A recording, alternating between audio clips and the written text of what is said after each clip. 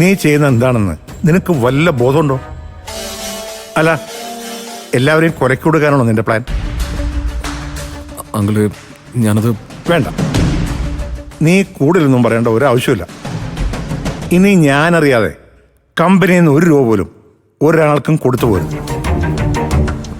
അങ്കിളെ, ഇത് ആമിക്ക് അവകാശപ്പെട്ട പണം തന്നെയാ.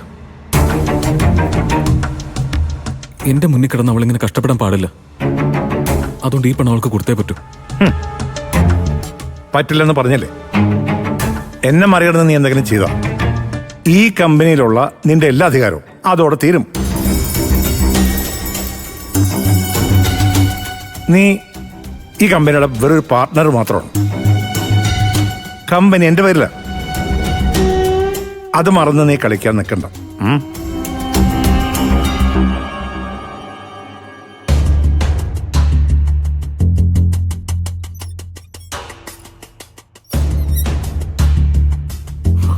അങ്ങനെയാണെങ്കിലേ എനിക്കൊരു അധികാരമില്ലാത്ത കമ്പനിയിൽ ഇനി ഞാൻ നിൽക്കുന്നില്ല. എല്ലാ അധികാരം അങ്കിൾ തന്നെ എടുത്തോ. രഘു, എടാ രഘു,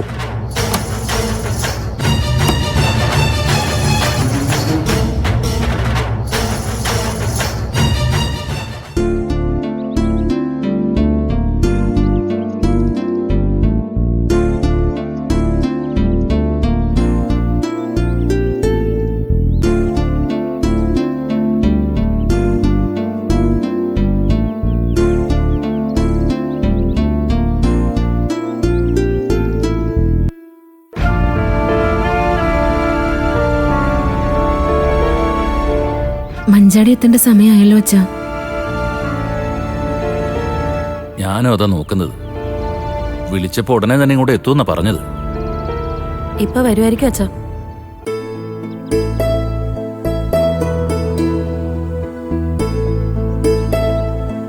ഒരു ഓട്ടോ വരുന്നുണ്ട് അച്ഛാ. മഞ്ചാടി ആയിരിക്കും.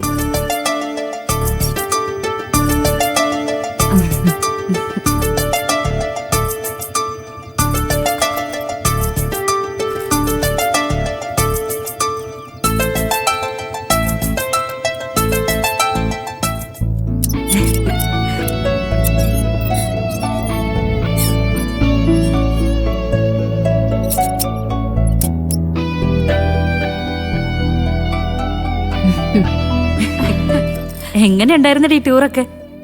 അടിപൊളിയായിരുന്നു. ഞാൻ എല്ലാവർക്കും ഗിഫ്റ്റ് ഒക്കെ വാങ്ങിയിട്ടുണ്ട്.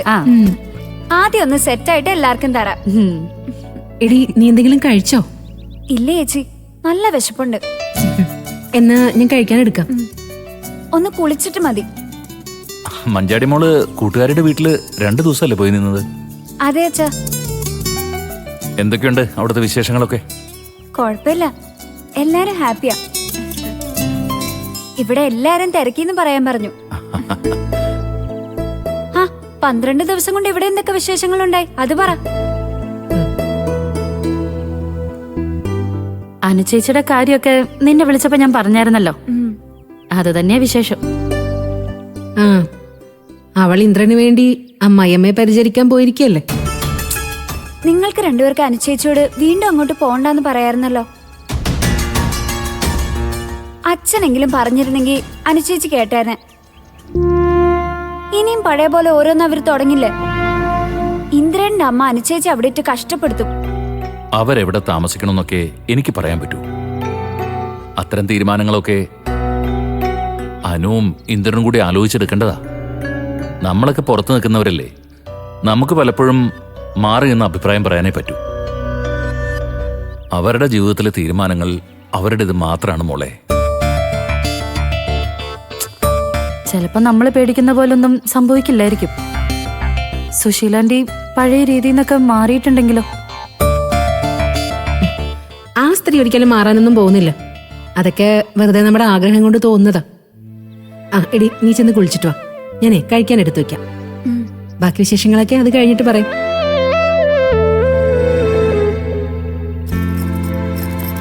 ശരി.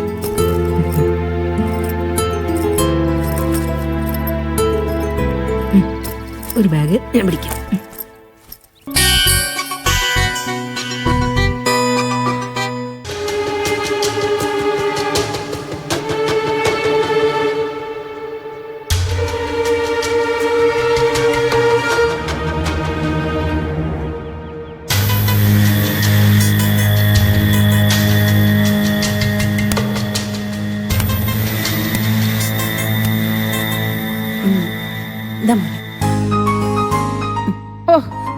നാളികേരം ഇടാൻ ഒരുത്തനെയും കിട്ടാതായി. ഇനി വല്ലവരും വന്നാലോ? കിട്ടുന്ന തേങ്ങയെക്കാളും കൂലിയും കൊടുക്കണം. അങ്ങനെ നോക്കുമ്പോ ഇതുപോലെ വിളഞ്ഞു വരുന്ന തേങ്ങ എടുക്കുന്നതാ നല്ലത്.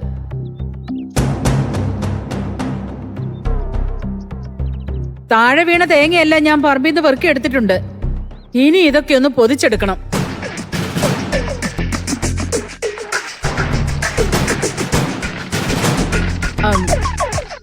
അതെ, അപ്പുറത്തെ തേങ്ങ പൊതിക്കാനുള്ളൊരു പാര ഇരിപ്പുണ്ട്. നീ അതൊന്ന് ഇങ്ങോട്ട് എടുത്തോണ്ട് വന്നേനു. ഞാനൊന്ന് പൊതിച്ചു നോക്കട്ടെ. വിച്ചുട്ടാ, ഇവിടെ ഇരുന്ന് പതുക്കെ കുടിച്ചോ.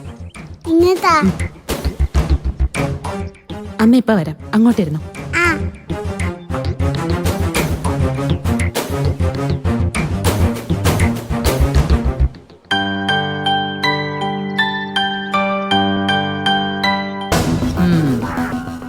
നിന്നെ കൊണ്ട് ഞാൻ ഈ തേങ്ങ മുഴുവൻ ഇന്ന് പൊതിപ്പിക്കൂടി.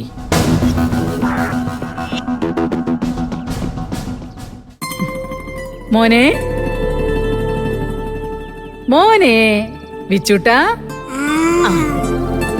മോൻ അച്ഛമ്മ ജ്യൂസ് തരട്ടെ? വാ, അച്ഛമ്മയുടെ മടിയിലിരുന്ന് മോൻ ജ്യൂസ് കുടിച്ചു.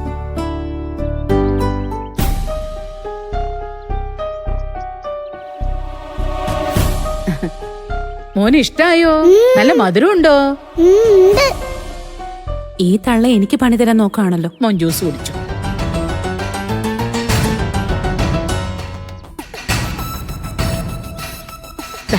മുഴുവൻ കുടിച്ചേ. ആ, മിടുക്കൻ മിടുക്കൻ. ബാക്കി കൂടി കുടിക്കേ.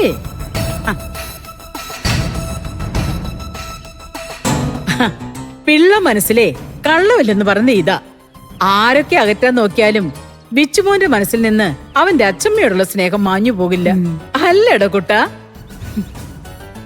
നീ മോനെ ഇവിടെ ഇരുത്തിട്ട് പോയപ്പോ ഇവൻ പറഞ്ഞത് എന്താന്നറിയോ? ബിച്ചുമോന് അച്ഛമ്മയുടെ മടിയിലിരുന്ന് ജ്യൂസ് കുടിക്കണമെന്ന്. അല്ലേ കുട്ട?